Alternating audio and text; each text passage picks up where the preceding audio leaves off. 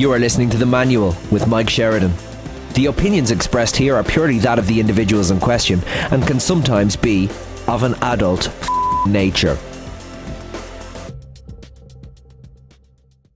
You're very welcome to another edition of The Manual. Our guest this week is Colin Farrell, and we do endeavour to bring people into the office and for the most part to sit down here and have the old long form chats, but sometimes they're too big to pull onto Great Strand Street.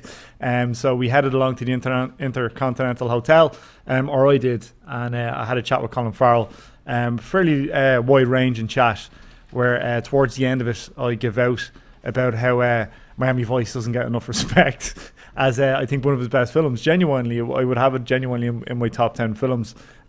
He was promoting his new movie, The Lobster, which is mental. It's an absolutely nuts, but completely original and kind of brilliant film.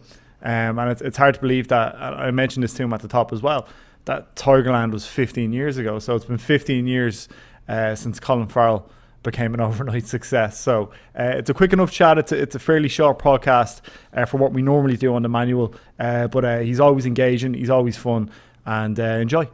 Colin Farrell, thanks so much for joining us. Thanks for having me. Congratulations on a phenomenal film. Thanks. And it's great to see it get the plaudits that I think it deserves, and picking up the award, Cannes and everything else. For films like this, though, it's a very unique, original film. Yeah. So you don't often see movies of this ilk. No. Especially with stars such as yourself and Rachel Weisz involved. How much of a leap of faith is it coming into something like this that is so original? Not as much as maybe one would think, because for me I'd seen Yorgos's former works. I'd seen a film he did called Alps and a film he did called Dogtooth. And I think Dogtooth won Best Foreign Language Film. It certainly was nominated about 5 or 6 years ago. And Dogtooth also won another award at Cannes in a certain regard. But anyway, I knew he's a brilliant filmmaker, and he's a surgeon. Like, he's so particular, he's so sharp, and the way he frames shots, nothing is left to chance or coincidence. The way where glass is left, the composition of things. I mean, he's very, very technical minded, and just quite brilliant. So I knew that in his hands, the oddness of this story would be given exactly the kind of breadth that it needed, and would have the level of restraint that was needed as well for the story, not to be just, a parlour trick or just a kind of some fancy little oddity. It did want to be grounded, as unusual as it is. It did want to be grounded in some form of recognisability regarding the characters' behaviours and such. But it was the most unusual thing I'd ever read by a mile. I mean, I read it and I was like, what the fuck? But I, as I said, that's kind of brilliant too, though. I loved it. I did. I really did. I just thought, I've never read anything like this. If I do this, it will, it'll be I think it'll be the most odd thing I could ever do. I can't imagine anything being more strange than this, and not feeling like it was strange just for the sake of being strange, which I don't think this feels like. Yeah, no, it doesn't at all. It's a lovely film as well, ultimately, I think, too. But twofold for your performance. There's a difficulty there in terms of the physicality, because when you first look at you in the role, you're like, is Colin wearing padding? Yeah. And then there's a scene where you're sitting next to the pool and you're like, no, Colin, I'm not away for this. And then, no, I was pissed off. One of the papers wrote Farrell wearing a Velcro belly. I was like, bastard, you just can't win. And then on the other side of it, it's in terms of delivering the dialogue. The dialogue is it's just delivered in a very certain, specific, almost surgical manner. And he never spoke about that to the director. But I think from all of the actors having been versed in his work from before, and we didn't really speak about it too much either, but I think there's an awareness that the world is so unusual, that the worlds that his stories take place in, him and Efthimis, are so unusual and are so awkward themselves, that the worst thing you could do is have actors come in and try and paint the dialogue or paint the situation with their own kind of, curiosities or behaviours or naturalistic approaches. The best thing you could do was, it was so unusual, the stuff was just be as unremarkable as possible in it. Just bring everything down and just let the situations and the dialogue do all the work, because they were so strong, And what about the physicality then? What about how much weight did you put on? I put on somewhere around 43.2 pounds. Like 3.5 stone, 4 stone? About 3 stone. I think about 3 stone. And how long did that take? And how did you do that? Because that can't be an easy thing to do either. People probably think on the surface, this looks amazing, I get to eat later at night. 3 stone and a pound. No, it was boring. It was dull as dishwater. It really was, because it was over an 8-week period. So, you know, if I got to put on 3 stone over a year, that'd be good crack.